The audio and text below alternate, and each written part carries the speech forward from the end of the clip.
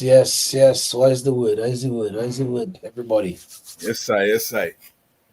Well, you can tell my mood not too high tonight. There, things are a little low for me on our side, but that's how it go, man. That's how it go. You're growing pains and thing. But before we get into all of that, I hope, brother, how's your Christmas? Not too bad. Not too bad. Quiet, you know. Good football on the TV screens. You can't complain. But I can see the complete opposite too, because I think we if you had to look and say polar opposites, yeah, that is where our two clubs are right now. But At least you we'll still get get to into watch that a little bit. football from some other clubs. Huh? At least you still get to watch good football from some other clubs. You know. Yeah, I mean, as we see, we are watching good football. I mean, right now, Sunday, my heart start beating already, and Sunday fast still, but my heart start beating already because the way I seen things going there, we might get another 7, on it. By the way, Well, you should listen to so that by now. Sunday, I thinking, if people are interested, you guys can let us know. We can do like a watch along on Liverpool United game Sunday morning, 11:30 Eastern time. That might be a cool experience, maybe for Liverpool fans than United fans. Um, but before we go into it, so obviously, we started Talk the Thing. I know we had the original Talk the Thing where we did, other interviews outside of sports, but we've been kind of focusing a lot on the sports aspect of things since we came back. And, we're going to keep that going into the new year. This will be the last show, obviously, for 2024. So we want to, take it on a little bit of a different spin today because we have, we've had some great performances from some players, some teams over the last, like I would say, I guess you could say calendar year. Um, and then going into 2025, maybe what are some of the expectations we're looking for from our teams and our clubs. So we would like people to call in, give your opinions on your teams. Um, let us know what your team is looking for in the next year, 2025. I mean, obviously when the new year starts, everybody want to be optimistic and think that everything going because the new year starts, everything going to improve. But that's not normally how it goes. But we'll see. So if you guys want to join us live, you can see the on the bottom of the screen, going across the website there. You could just call in. You could type that in and call in, or you could scan the QR code on the top right hand corner of the screen, and that will bring you right into the lobby, so I can let you in and you could give your views. We really appreciate you guys doing that.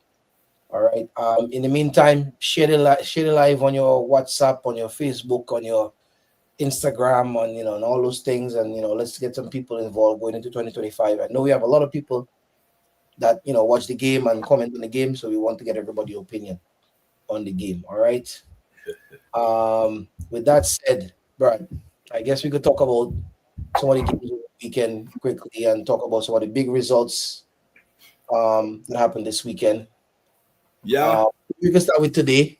So today we had Newcastle playing United. Newcastle won that game 2-0. Quite comfortably, I would say. Very comfortable. We had a couple of decent chances where maybe we could have get 1 or 2 goals, but we didn't take them. And when you play at that level, especially when you're playing poorly, if you don't take your chances, you're gonna suffer, right? So Newcastle, I think, that was a 5th straight win, I think. Yeah. Yeah, and Isak right now is on fire. That man's scoring goals for fun right now. Yep. Every game. Yep.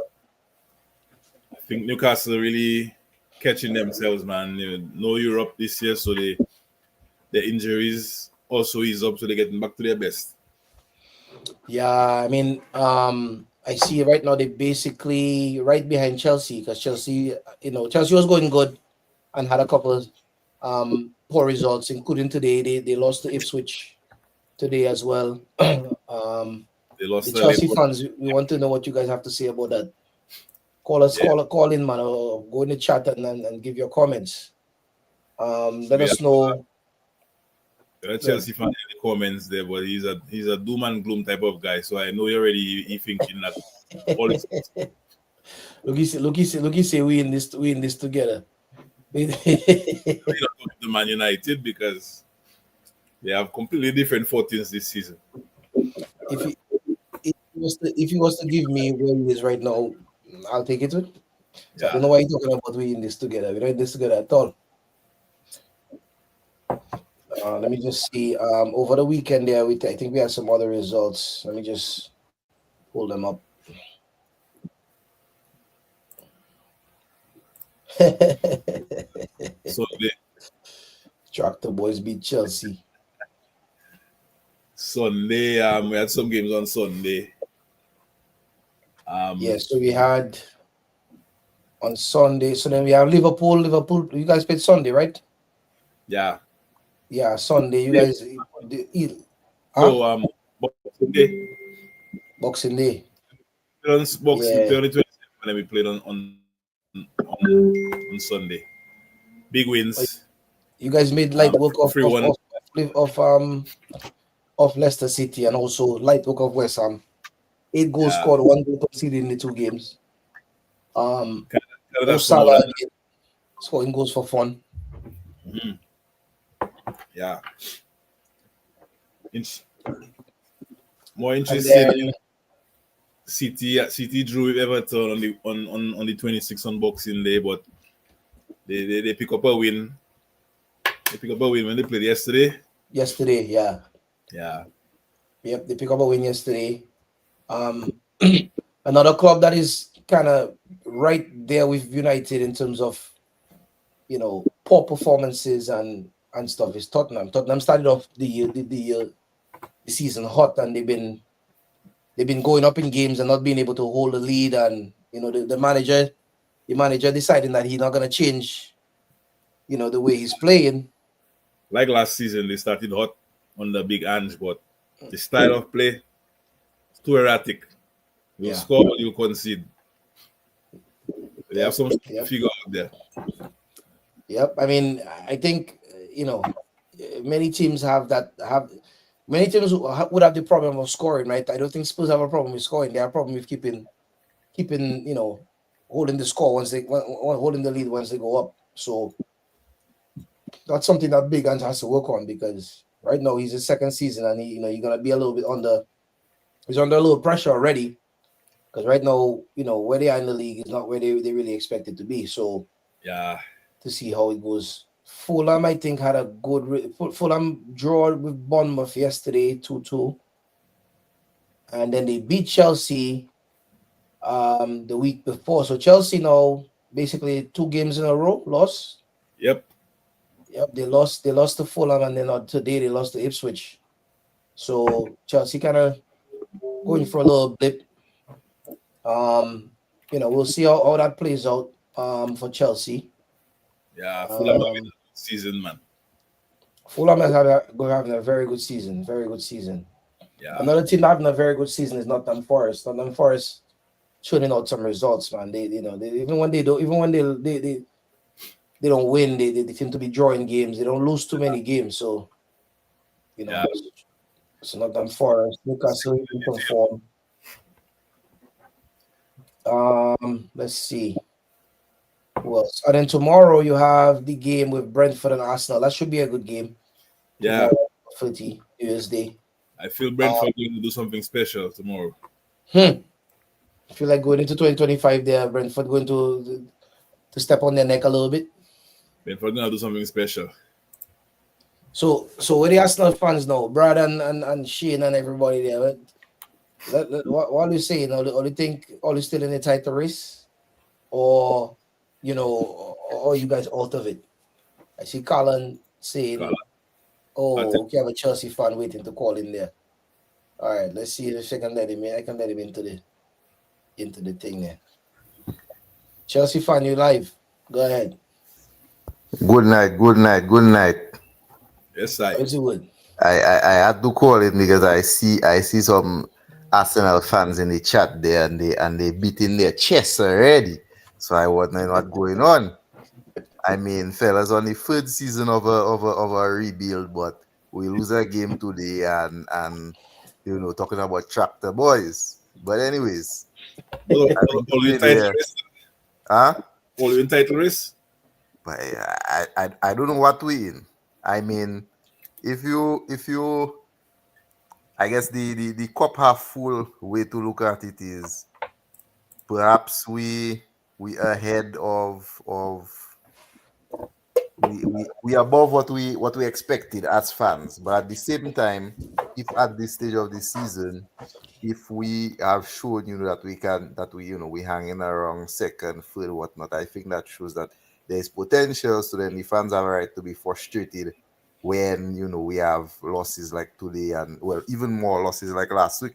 I think the loss against Fulham was more embarrassing because to give up I think it was a two goal lead, like to be ahead and to concede two goals like that. That that's saying a bit more about the discipline of the team and maybe even like the coach on when to lock up the shop. Because on the Jose, them kind of thing that wouldn't happen. To go lead, you see in Fulham playing football out here, lock the doors. Is Christmas fellas heavy from their arm, lock up things. And then today the reaction was change up the whole squad. Well, not the whole squad, but change up pretty much the attack when the problem was a lack of defensive discipline at the end of the last game. So I don't know. I think the changes were too aggressive, and we were just trying to catch our tail today. There, So why Maresca making so many changes game to game? I don't know. I mean, down to the goalkeeper, the man changed. I mean, one could say perhaps he had originally always planned to rest players and that just and I guess it was just a coincidence. But maybe he was trying to make a big move as he I guess in the same attitude that he started with that nobody above being caught and that kind of thing and trying to stick a point to the team. But maybe it was one of those days where it was a little too much. When somebody just go a little too far with the punishment. I mean after them man lose one game after a good run. Give them the lecture in the locker room, but stick to your 11 that has been consistent, that have the chemistry, that have been doing it. If you lose the game, then you can say, okay, fellas, what's going on there? And we're losing two games. What's going on? Like, But it's unheard of for a manager to change his goalkeeper just because. right? And in a season when you're trying to get back a result, especially after that loss there, you would be trying to say, listen, guys, nothing to be worried about, nothing to see here, no concern.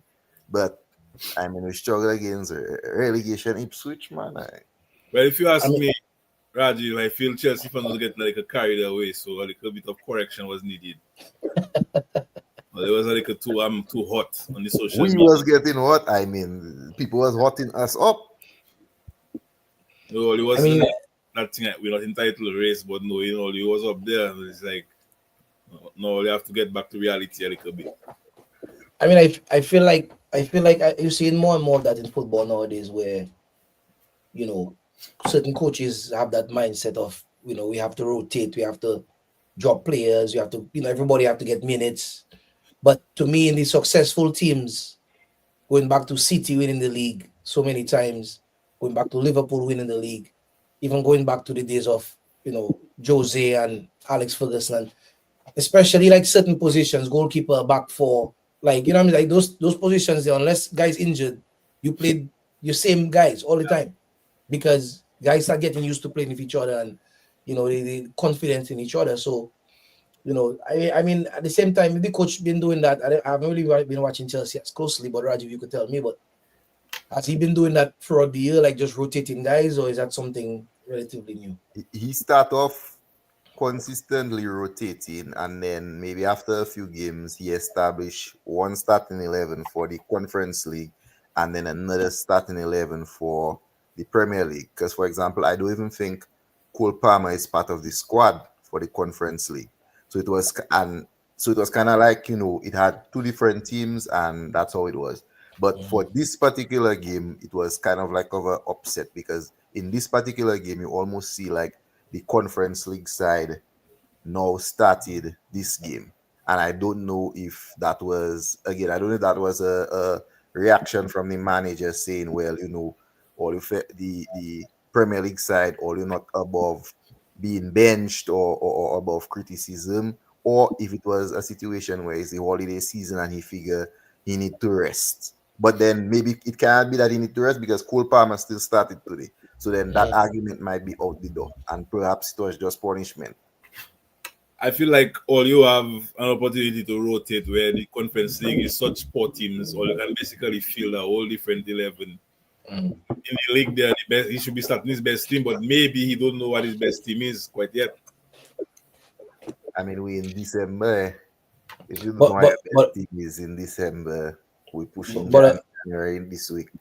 a big thing with Chelsea again, and I think I've said that before, and that's why I didn't really put you guys in the title race, because the difference with all you and like a Liverpool is Liverpool has young players, but they also have the guys, the veteran guys, you know what I'm saying, who been there, done that, you know what I'm saying? So can always kind of help the young guys to push through. You know, you rotate the young guys, but a Virgil, a Salah, them guys there will always play. You know, and even if they're not playing, but they in and around the locker room, you know, they can maybe when guys start getting full of themselves and feeling like we challenging for the league, they can kind of keep guys level headed and stuff. And that's the one thing I feel Chelsea was missing. I really feel like if One all more you year of coach, Thiago Silva, maybe would have. no, but I'm saying a guy like that in the locker room right now would be, even if he wasn't playing, but if he was around, you know what I'm saying, he could be Yeah.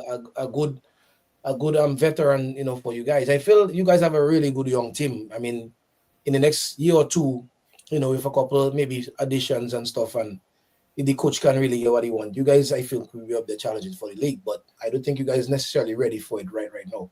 I see a few fans complaining about the penalty, and it was soft, but at the end of the day, Chelsea didn't score a goal. Yeah.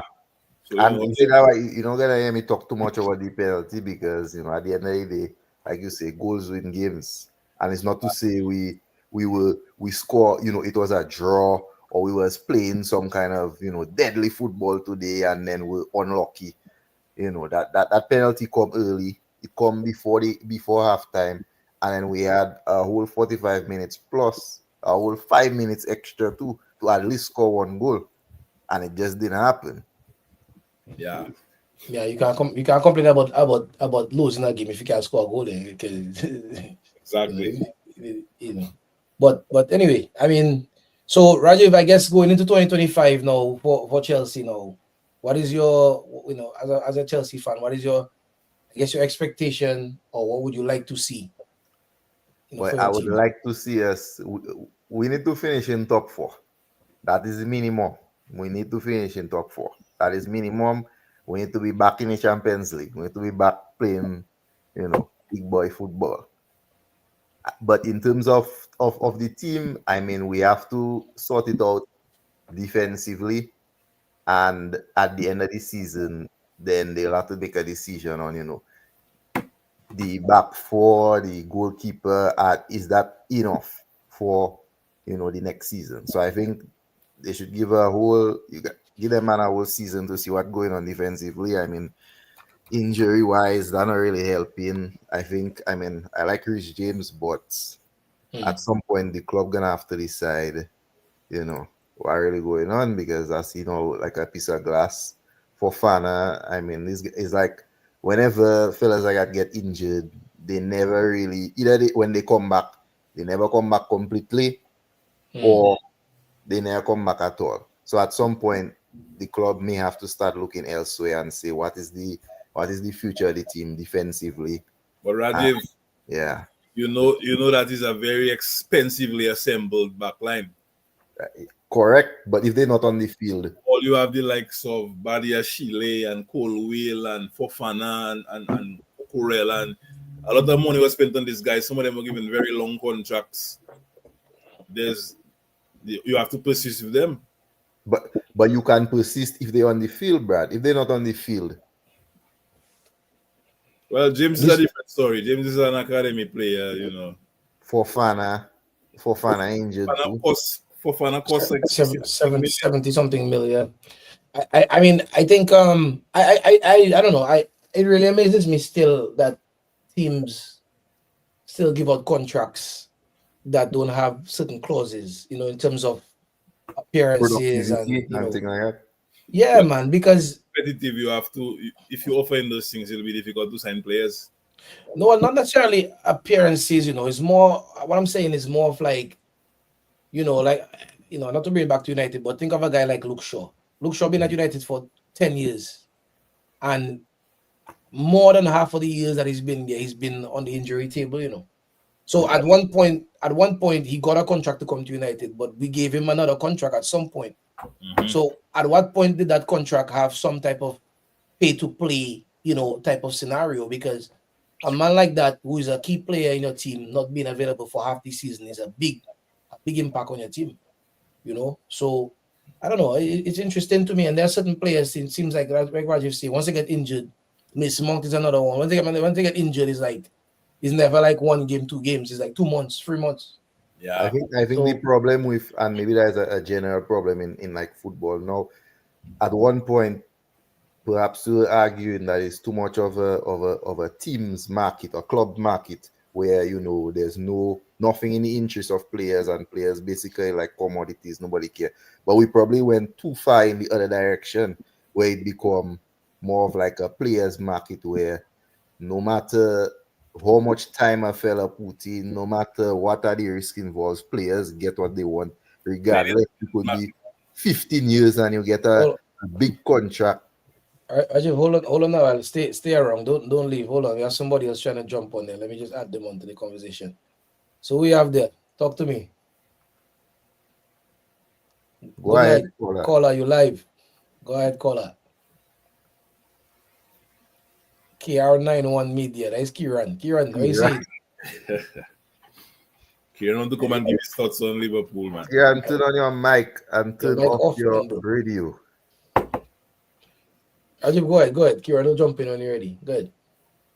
Yeah, so what I was saying, maybe we go too far in the other direction where players almost get what they want before anybody kind of see what really going on with them. And then basically when your team sign a player, you have to keep your fingers crossed and hope Testing. all what you are seeing on YouTube Yes. is legit, or hope Yeah. the club had sense. Yeah, we can hear you. Yeah. Go ahead, Yes, caller. Kieran, go ahead. Yeah, Rajiv, with all the respect, all despite the advance Chelsea had made this season, I never look at you guys as any threat to Liverpool. I told Mobsy not too long ago. I think the only people we have to worry about at this stage is probably Arsenal Hold on, hold on, and hold and on. maybe and Hold maybe on. Pause. Nottingham Forest. Pause. So, I never mentioned a threat to Liverpool. So I don't know. So once you start talking about title equals Liverpool by definition, just for clarity. That's what we're No, saying going forward. no, I know that. I just reiterating something I had mentioned to one of Okay, the group okay, members. That's all. okay. Well, With Chelsea, that said, with Chelsea, that said, I Chelsea. find I think Chelsea having a good season. Mhm. Um, but obviously there's some work to do there until before, as your manager said, before you can think about a title. You know, Liverpool. Yes, I'm kind of surprised at how good we do in the season. I'm actually very surprised, as most of us are. But last season when Klopp had announced his retirement, as any other Liverpool fan, I think everybody was hurt. Even non-Liverpool fans was hurt. But then towards the end of the season, because at the point when Klopp made that announcement, I think we were chasing 4 trophies. Towards the end of the season, when I see how we capitulated, right? I knew at that point that we had needed some kind of a change, and I wasn't sure what that change was. So at that point, I became more accepting to club living, and I knew that we needed some kind of a change. And even if it came in the form of a new manager, regardless of how much respect I had for club, I knew we needed some kind of change. You check. Mhm. And my only issue at that point was I did not want one of those same rotating managers that rotating from team to team, and those well-known managers that go in from this team to that team and to that team to that team. I don't want one of those managers. And one thing I credit Liverpool for, they don't always go for some managers that most of us never even really hear too much about, and their recruiting when it comes to that is it does usually be spot on. I mean, if you look at Klopp and stuff, I mean, Klopp wasn't Klopp was a good manager, a big manager, but it wasn't one of those managers that you would see, let's say in the Premier League passing up and down like a wash rag. You understand? But Yeah. credit to Annie Slot and what he's doing over there. I guess the only issue with us now is that the contract situation. I honestly don't really get. I mean, the biggest. I think the biggest chance of us losing one of the players, would probably be on Alexander Arnold, because he's the youngest, and obviously Real Madrid is looking like they have a high interest in him. I honestly don't get what is the allure to Real Madrid that everybody has been talking about. I mean, I'm not I'm not in the players' shoes, so I don't know what they get in that. But I think that's the only thing really that really. I agree with you on that. I never got the allure of the Reals and the. I don't know. I don't get it. I don't get it. I don't honestly don't get it. Let me ask you guys a question. Any of you guys been to Liverpool area in England? No. Any of you guys been to Madrid? No. Let me tell you something, my brother.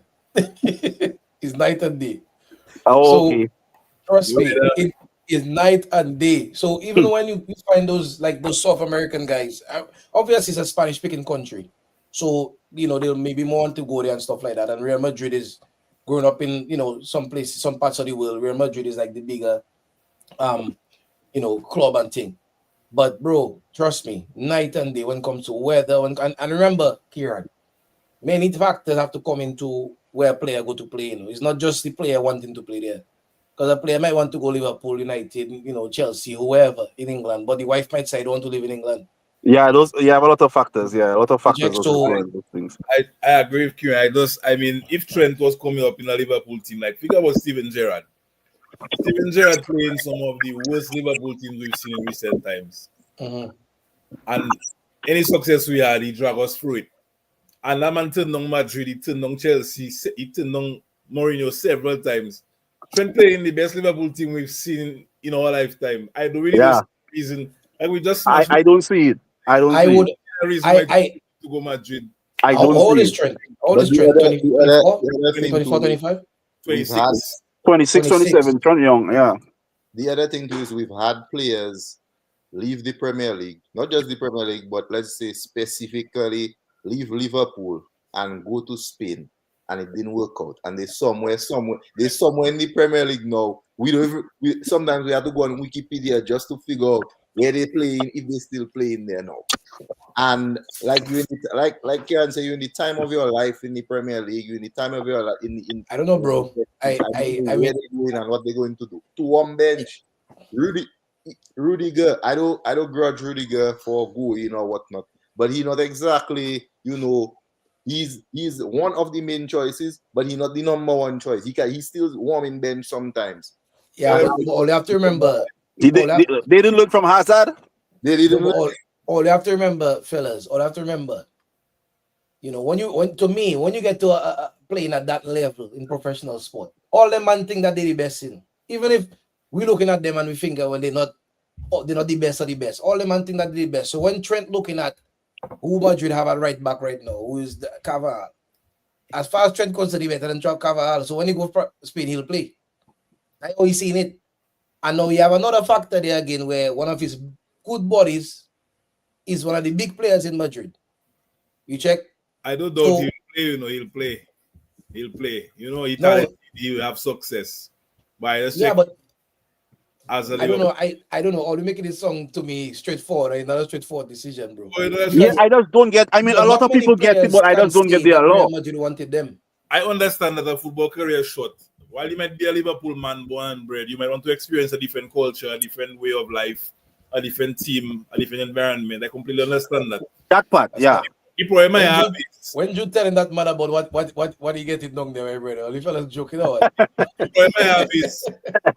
Liverpool is that we could have sold him, but we should never allow him to live for free. That is I agree with that. Yeah. That is the issue I have there. But Brad, so Brad, okay. So now I put a question there now. Two things. One is we were talking about the contracts earlier and the type of contracts that the clubs offer. But how does it how do you allow a homegrown player like Trent to come down to the place that where he is right now? That should never happen. You know what happened? The problem is Trent are a little deep in form, and it coincided like Liverpool have a little deep in form, and the club kind of checking. Let's bide our time to offer him something new. But that was a mistake. When Yeah, you go in police, when you have to offer him something new, so he would say, Yep. "Okay, let me sign that." Yep. Don't right. Take a 50 grand more and relax. yeah. That might be the contributor to the problem too, because then the way the professional might be seeing it, well, club's not loyal. Why should I be? In the one time I needed them, they basically were Two shuffling plain slice. to get rid of me. Two plain So slice. why no? Two Why no slice plain. loyal? No. But the age strength is I understand not going to be maybe his biggest contract of his career. So he want to make sure he maximizes that. And a free transfer, he'll get a sign-on bonus. I understand, you know what I mean? But I can tell you right now, if Trent leave Liverpool on a free, his Liverpool legacy is tarnished. That's Well, it. yeah. I That's think it. so too. Yeah. But Liverpool on fans, that, I don't think the fans should put that at his feet though. Leaving for free. That is not coming of his doing. The club but it's not that a matter of who's doing or the fan. Remember, the fans are involved in the decision-making process on the part of the player or the club. All they know is Trent run down his deal and he leave for free. The club offering him deals and he turn it down. I wouldn't look at him differently. Personally, as a fan, I wouldn't look at him any differently. Liverpool But I fans can understand. Yeah, the fans will. will. Gerrard was flirting with Chelsea and they were burning jerseys up and down Merseyside.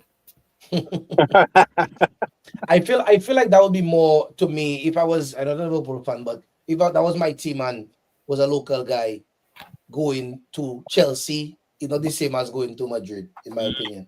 Like going to play for another team. If Trent leave all you and go play for Man City or go play for Chelsea or whatever, like to Yeah. me that's a bigger deal than going overseas. You know? Personally, I wouldn't hate Trent, but it would be hard for me to wish him well. I wouldn't hate him. I still thank be grateful for everything he did for us. He was a great player for us. But if he leave, it would be hard for me to say I wish him success at Madrid because I do not like Real Madrid. I'm a Liverpool fan. It's just like you didn't wish Manny success at Bayern.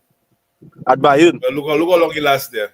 And they say when Manny leave, we should have said Salah instead, or we couldn't fall. And look how long Manny last at Bayern Munich. Yeah. Yeah, man, they playing in Saudi, you know. I mean, listen, man. At the end of the day, I think a lot of them decisions sometimes, in hindsight, we think about it and say, "Boy, the person made a mistake or whatever." But we have to also think that to me, it's never straightforward. Them kind of No, decisions. there's different factors, man. A lot of different factors that go I'm into it. very sure though, if Trent has decided to leave already, people from Madrid has been in his ear saying, "Listen, we'll pay you this, we'll pay you that, we'll give you this, we'll give you that," because they want a free. The same way they Yeah. would Mbappe at PSG. But They want- look, Brad saying that he win everything for you, so maybe he looking for a different challenge. Where the challenge you're looking for is the same Champions League title, is the same thing. It's Europe, you know. It's not like he Oh, moving. does he win for different team? Playing a different league, Right. maybe. Right. Yeah, but we'll see what happens. I still think he'll stay. Personally, Yeah, I think he'll stay, but we'll see what happens with that. Trent married. not married, but he has a special person, as they say. You have a special person. All right. Well, I don't know, man. I only know woman does control a lot of things, man. Doing this. That woman want to live in Maybe she Spain. might want to stay on Merseyside. Well, if she want to stay, he might have a good chance of staying. You know that go already. Yeah. Let's take it to Old Trafford now. Oh, my brother, they say we talk about United too much. You talk about United tonight. Don't talk about United. No. I mean, I don't want to be what you call it, unfair to the fans out there. No. We can talk about United. No, we have no problem with that. Well, you know, we recently, last time we were on, we said we wasn't going to discuss teams below. Teams being in the bottom half of the table. In the table, you know Relegation fighter thing, I think. Yeah. But I see some comments there. I see Gali saying he give up on Amorim already. I say, Papa. Papa. Wow. Oi, Amorim already, but oi. I bet Amorim rough. out. Um, Perhaps the um, problem is not Amorim. what is that? But Perhaps the perhaps problem is not the Amorim and not the manager. Well, Perhaps Ten Hag, perhaps Mourinho, Amorim was perhaps playing somebody in was not talking I Portugal, mean, nonsense. beating City. Rajiv, let me ask you a question, Rajiv. If you as a man can't keep a woman, is the woman that is a problem or is you? Which one? I mean, Amorim was does just it, beating City in the Champions League and flying. Look, he beat City in the league. the man, He was flying. Once you come the only Manchester, thing I would say about them things, right, is to me, if you coming in as a coach, and I guess we've had that discussion before, but I guess Kira and I want to have thoughts on that. If you coming in as a coach, right, and you have a certain set of players, and you want to play a certain system, and you realize that okay, I don't really have all the players, or maybe 80% of the squad is not the what I want, right, to play the system I want to play. What shows me if the person is a good coach or not? Because to me, a good coach is able to identify the players they have and put a system for them players to play some type of decent football in that system. And then when you're able to go for a couple of transfer markets where you can buy the players you want, then you start seeing, a certain style of play. I agree. You know? I But agree. so that's why to me, when I looking at the Amorim situation and disagree. I looking at the what's his name? The guy from Spurs. Um Big Ange. Big Ange, right? To me, Big Ange to me has had a couple transfer windows to bring in players. And he started playing one new last year and whatever. He had the summer, all that, and he come back doing the same thing again. To me, that showing me like as a coach, he not able to think. He just want to just do what he want, and that's it. My thoughts No, on my thoughts on Amorim and Man United situation is that for me, I think I cannot put a lot of. I watching Amorim. I mean, he had a few games. I mean, obviously, he just came coming in, and for the most part, the squad Amorim inherited. I mean, I don't think is you can really blame him for basically the squad he inherit. You Very much understand? so. But nevertheless, with the amount of games he had so far, which is not much, I think you should still be able to see some kind of impact or some kind of a situation where something might tell you, well, all right, there's some kind of progress being made. But at the moment, it's like, people even question if they worse off now. but the thing is, right? But Is what it, the, no, it's like compare him to the Chelsea coach, right? The Chelsea coach come in, he's chopping and changing players. He trying to figure out what his best 11 is. I know we don't have the biggest squad, but some players have been playing in the same position now for Amorim for the past, you know, 2 months. Like Darlow playing in that left wing back position for the last 2 months. You tell me there's nobody else we can try there? Obviously not working, bro. Like, Let me say that. Agreed, agreed. Let me say that. Amorim come out from Sporting with his 3-4-3 system, whatever he has played. That's all he know. Amorim had to evaluate Man United squad before he accept that job. But like you say, with players and managers, they always feel like they can do the job. They always feel like they're best in class. And that is the traits of a top manager, a top player, right? But I just checking and looking at the Man United squad there, it's just not set up for the style he's trying to play. And that is something he had to evaluate before he arrived. You're watching that squad have no wing backs. but one of the my things thing they with the said, Man Brad. United squad is for a while now, for a team of Man United stature. I mean, I understand we talking about rebuilds and those kinds of things.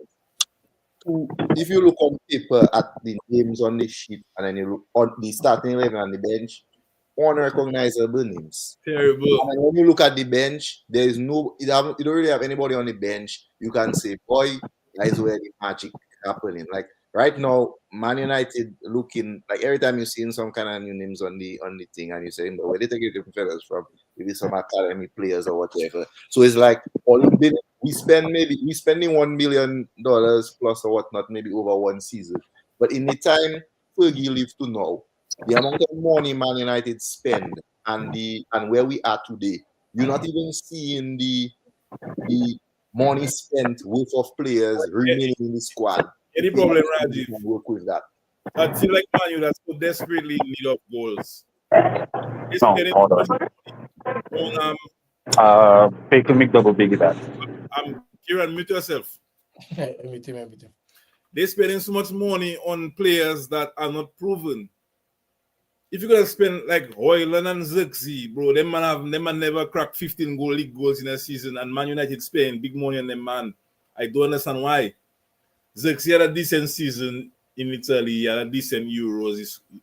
But them And fellas, the strikers in the league that can get a look. you have man like Ivan Toney that was their proven goal scorer, and fellas looking down on him, checking like, oh, there must be a reason why other teams wasn't in for him. That's before the game against Ipswich today. Maresca was talking about how Dilap was such a good player and he had a bright future or whatnot. Time the whistle blow, Dilap, man of the match. Like these guys, they never get a second look. But you have clubs spending crazy money on madness.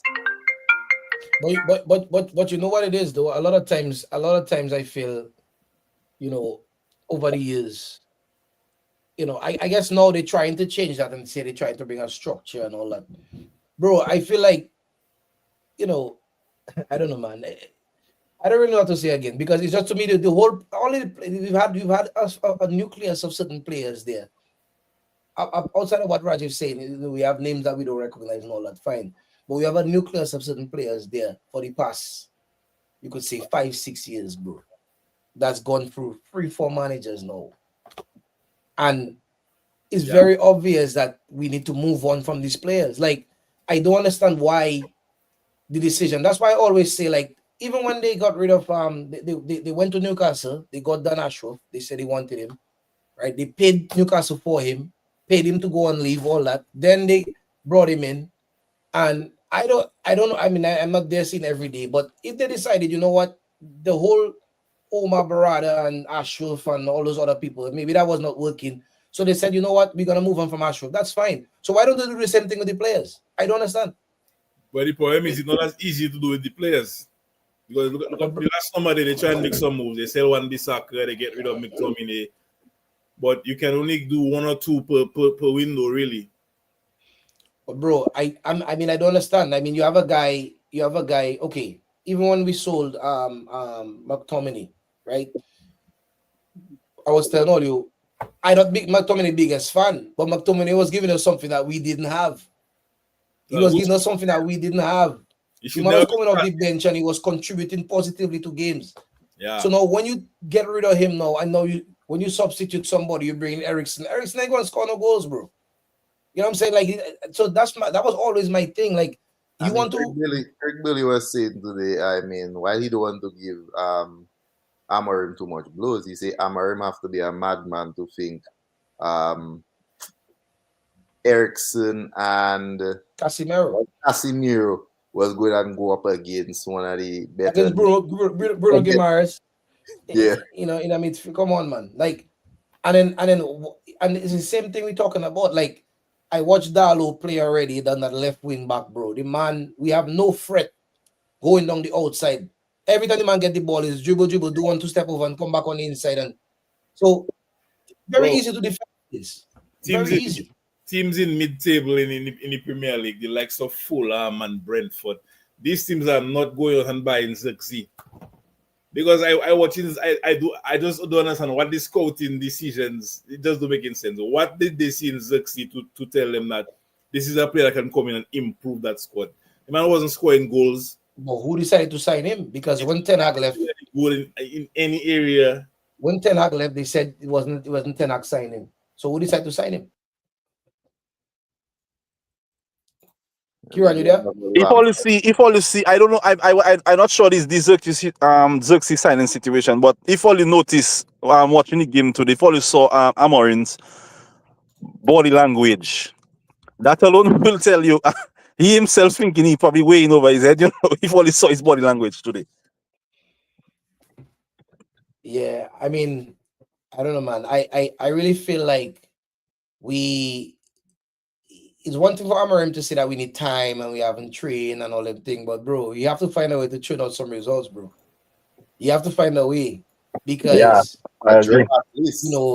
I don't care if you sit back and you play counter attack for the rest of the season. I don't care, but you have to find a way to get some results. You can't be a big team like Manchester United. Can't be in relegation battle, bro. I tell you That what, don't though. make sense. I tell you what, though, Dwayne. Man United has gotten progressively worse every time they change managers. Yep. Everybody thought that Van Gaal was bad, but Van Gaal was a manager. When Man United was under Van Gaal, they were dominating possession. I myself was a fan of Moyes. We used to laugh and say, "Oh, so many crosses," but man, you would dominate the ball, especially at home. They would have more possession. They were just missing that cutting edge. They go to Mourinho, the football get more negative, but at the same time, it was still wasn't as bad. Ole, even under Ole, there would be games when Man U better than a team under Ole, they would beat them. When they were comfortably better, they would beat them. Right now, you never know. The bottom team right now, someone could rock up to Old Trafford and beat them. But to be honest, I mean, Gary Neville said it there, bro. To me, when I look at the squad and to me, we have the biggest team in the league. Honestly, Bro, I was saying not today. Like, Look at Newcastle team. I wouldn't take that Man U squad over Newcastle squad. no, it's pretty bad, bro. It's pretty bad. Where Monk now? And this Monk is came back and he got injured. assembled team. They spent Monk 50. came back. He played like 15 minutes in that game, and middle of the game, he just go down and injured. Jesus Christ. The guy that guy Lenny Euro there, I watching him and then I wondering like, I mean, when things bad. Players will perform better in a system that working, but I don't know, man. Zirkzee, Hoyland, these guys are a waste of money. That is what Man United need at the time. You bring this guy. I don't know if I don't know if I agree with Hoyland being a waste. I think Hoyland is a decent player, but I don't think he's at the level of what we need. Waste. You know, I don't think he's and for the money we pay for him, you know, we pay for Anthony and all them guys. I don't know. We paid 70 million for Sancho and look, we just discard him to Chelsea. I don't really understand. Hoyland is the kind of guy Conversation for Lavia and Caicedo. No. They weren't in a conversation either. No. Hoyland is the kind of player you bring in when you have an established striker there. He can help their age and you want to bring in an understudy. You don't bring that man in to change your fortunes. That man barely score goals in wherever he was playing. Yeah. Barely score goals in a weaker league comparatively. You know what I mean? But anyway, we'll see. I'll talk about what I expect from my team in 2025. Let's go over a little bit. We've been talking a little bit about different things, but let's go over the team of the season so far. I don't know if you guys have full teams, but I guess what is your I would say let me see if I can pull this up. Well, what is your off the top of your head team of the season? Rajiv, you mute you know. you're mute. Oh, I said, let me go first. I think the team of the season is Liverpool. And why? Why? Because I think even as a Chelsea fan, I like the way Liverpool conducts their business. And to see that they got a new manager, when they signed him, he wasn't saying much in the press conferences. You never hear anything too much in the way of, he come and he tell fellas stop eating pizza or this kind of a thing. You don't hear no kind of a news there. But you just see the team show up for games, they do their job, and they are where they are today. And I think that was just a good example of you put new manager, you put your head down, you do the job, and you say little, but you do more on the field. Well, you hear a lot of Liverpool players saying how distinct Slot and Klopp approach is in terms of like approach to games and whatever. So I feel he inherited a very good team, but he put his stamp on it. But my team of this season, not just one team, my players are Salah, of course. Not a proper 11, but just the players I think that have been exceptional this season. Salah, Chris Wood, been doing good things for Nottingham Forest. For a man that people tend to refer to as a battering ram, and most people wouldn't want him in their team doing good things. Bukayo Saka, he injured now, but he been doing his thing. That man been keeping Arsenal ticking, assists, goals. Cole Palmer, and then in the midfield, I have to say, last year he was poor, but Caicedo this year he doing his thing. was in that Chelsea team there, they would concede even more goals. Yep. Ryan Gravenberch, that man transformed on the slot.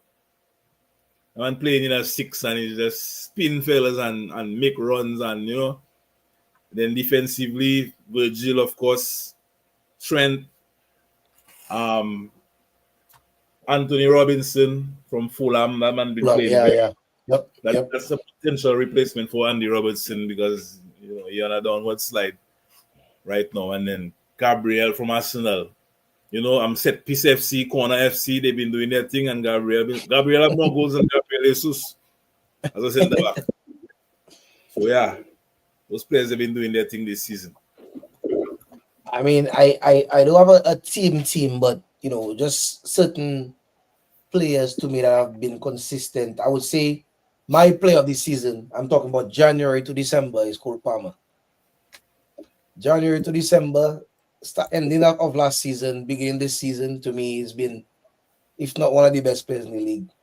The best player in the league. I mean, Salah up there as well. Salah obviously has been scoring a lot of goals, but when they say when you consistent and you scoring goals and things, then people come to expect that. So people kind of forget it, Salah. Correct. But in terms of what we saw from Cole Palmer, very impressive. The level of confidence he obviously has in himself, to tell Pep, nah, I don't want to stay there and sit on the bench. I want to play and I want to go, and to see the level of influence he having on Chelsea is big. I have to say I agree with Brad there with Caicedo. Caicedo, in terms of somebody who say justifying their price tag. I don't know if you're necessarily doing that, but the one that determining the price tag, so it is what it is. But he playing up to at least the potential or close to the potential that Chelsea signing for. I would say in terms of our team, like a team itself, being really impressive. I think Liverpool towards the end of last season, you guys kind of drop off a little bit, but starting off this area, I didn't expect that at all. I expected a bit of a dip, especially when such a big influential coach leaves, and I expected man, TV issues. Yeah, but to be honest, and this is what I'm talking about, right? I don't know if it's just a different level of player or mindset. I don't know what it is, but you can tell, like Brad say, Klopp had a certain way of playing, and a lot of the players play on the club for years, but you can tell that they have taken on what Klopp has come on and try to implement and try to change the play and stuff like that. So, and it didn't take Slot, 2 years to do that. So why have to take all the managers 3 years to do it? I don't understand. Like that. Quality players helps. I get it, Brad, but at the same time, in many teams you see the change, right? You see a coach going, and if he decides counter attack, then you see players playing counter attack. I would argue there was a bit of a bounce in the few games that Ruud managed for Man United. There was a bit of a bounce, and Amorim come and it just fall flat. Yeah, but the thing is now, I mean, I don't want to go back to the Amorim thing, but it's really how do you get the players to respond to what you want? Mm-hmm. How do you get the players to respond to what you want? I think you have to temper your approach sometimes, because as a new coach coming in, I think it's 50-50 whether you come in guns blazing or whether you come in with a more humble approach into the dressing room. Maybe some coaches can come in there with a bulldozer and say, listen, I'm the boss, I'm the captain, I run things. But maybe sometimes you come in with that approach and you end up losing more of the team than gaining them. So fellas check in like, okay, new boss, same nonsense. And then you have that. If you think about it, think of the type of coaches we had, right? We had Ferguson, who was authoritarian. We had Moyes, who basically come and he tried to do something, but the players didn't really go for it, right? Then they got rid of him. Then they signed Van Gaal, who is, I guess you could call similar to Ferguson. Then they got Mourinho, who is another similar to Ferguson. Then they went Ole. I would say the best football I've seen United play since since Fergie has been on the Ole and on the in them. So now what I wonder, those are the two players that the coaches people were saying was putting their arm around players and them kind of thing there. It's for the boys. So Is that what these You set know, of players respond to? former Man United players too. That's another. Right. Yeah. I don't know. I mean, to be honest, there's just certain decisions, that does didn't hasn't made sense at United, and even with them when Ole was he had a bounce. I think he won like they didn't lose like 15 straight games or something like that. And Yeah. then it was like games left before the end of the season and they gave him a new contract. Instead of just waiting for the end of the season. And then I think we lost like the last 3 games or something going into the thing. But anyway, we digress in it. But I want to, I know we're approaching the top of the hour there. I want to ask the Arsenal fans in the chat their opinion on Saka. Saka obviously had a hamstring injury. It's a running discussion that Arteta not resting Saka. I don't know if the Arsenal fans think that Arteta is partly to blame for the injury or if it's just part of football. In my opinion, I always say in every week, like, geez, Saka cannot get a rest. Cup games, league games, Champions League, every game Saka play 90 minutes like that. As much as he's a key player, you have to give him some rest. Even if that means taking him off early or you know what I mean? Yeah. Now look at the result. He have a hamstring injury and he out for a couple months, maybe potentially till March. But I mean, so I don't know. man, it goes back to the question of our players playing too many games, but I maintain that I don't believe that players playing too many games business. I think when teams spending that kind of money and have bro, that number of players. exactly, the squads are massive, bro. So the coaches and them can make more of an effort. Like Brad was saying, I mean, a man like Saka, especially Arsenal fans telling me that they don't care about FA Cup and Carling Cup, Carabao Cup, and all them kind of thing there. Then don't play in them games. Yeah. They don't play in them games. Because the hamstring injury from, I'm not an athlete, but from what I've heard, normally that comes from exhaustion. That comes from. But the sports, yeah, the sports science folks are saying that is not the amount of games they play in, is how quickly the games come in. yeah.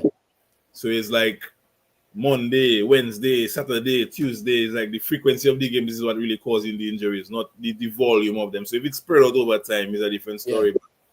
The managers have to manage that. The league allowing you 26 player squad. I know you challenging at the top.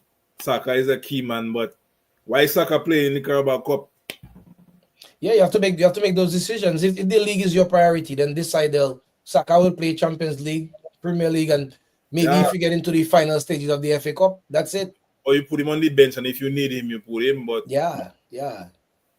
Right now, that man out till March. That's a big miss for Arsenal. That's one of the key. In a team that struggles to score goals in open play over a couple of weeks. Let me tell you something. Or you can take Rashford in your hands with no problem. Go ahead. I wish him the absolute best. That is the worst thing Arsenal could ever do. They can take him, man. Rashford from Man United. They can take him, man. He'll bring them the league like Van Persie bring us the league. There's no problem. Arteta would steal his fate right there by signing that man. But Brad saying it's part of football. The manager was overplaying him. You play your best players, true, but in less games you can rest him. I mean, it's true, man. You have to give Arteta some kind of blame there. You know what I'm saying? But at the same time, too, is a player wrong to say, well, coach, I need a rest.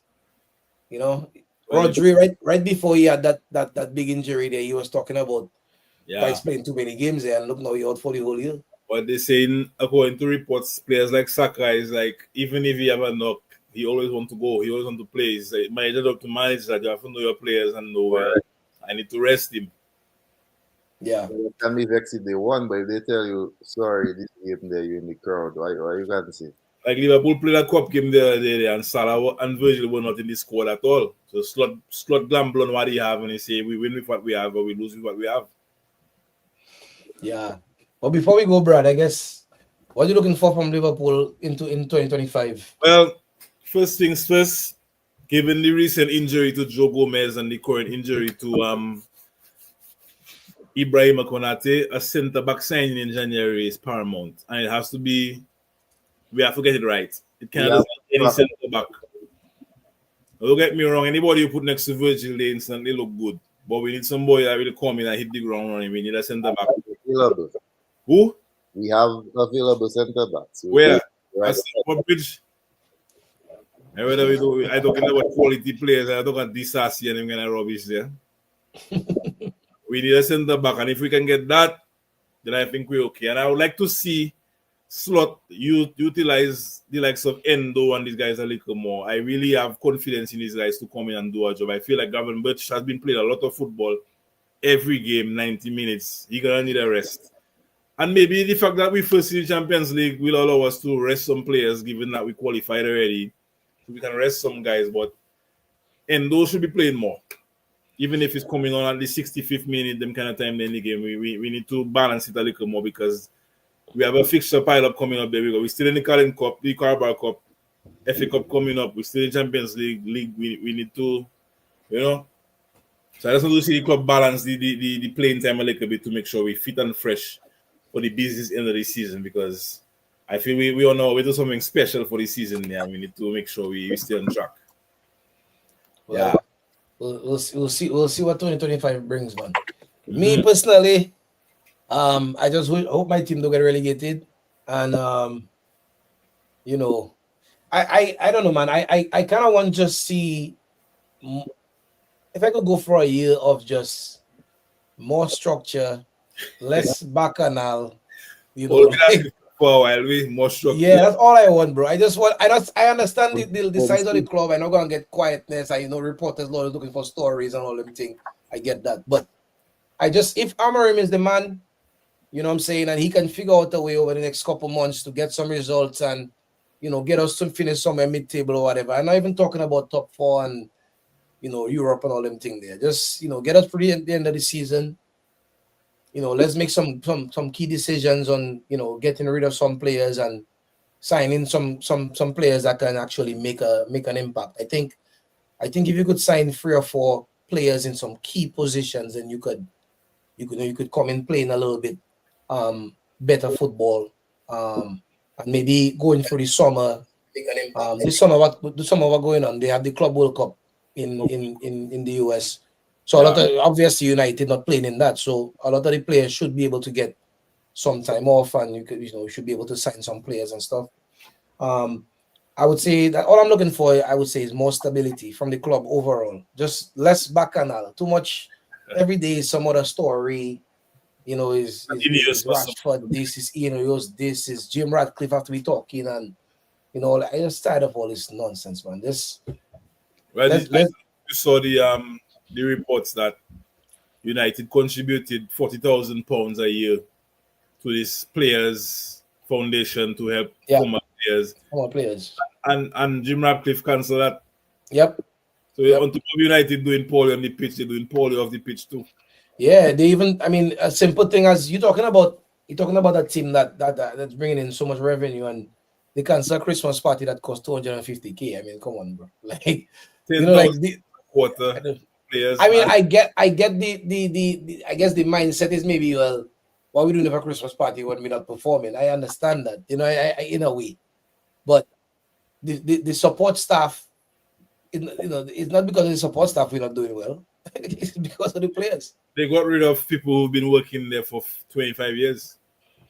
Well, I mean, that's what Ronaldo criticized when he came back here. He said, he's still seeing people there from when he was there at 18.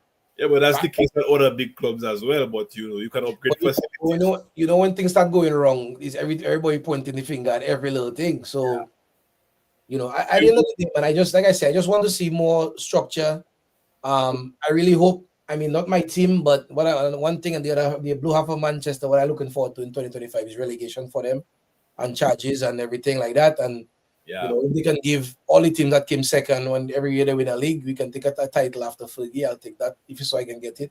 Yeah, we didn't touch on City, but apparently the case has concluded, and we're just waiting to hear the outcome and any appeals. Yeah. Hopefully. So we'll see what comes of that. But we're a little over time. I see we have some people watching still. So thanks everybody for tuning in with us. Thanks for joining us for 2024. We'll be back 2025. Like we always say, if you guys want us to talk about any other thing, any sport, any other sports, anything, let us know. You know, we're more than willing to discuss other sports. I can do a show by myself and talk about cricket all day. Trust me, before I talk about cricket. And Rajiv for Formula One. Yeah. So yeah, everybody, thanks for joining us. Make sure you guys follow us on Instagram, on Twitter, on Facebook, and subscribe on YouTube. You know, the more people we get to subscribe and watch and stuff like that, is it better we can try and make the show, and hopefully one day we're able to get a Premier League footballer on here with us. You never know. So just keep going. All right, everybody. Happy New Year, and take care, everybody. Yes, I.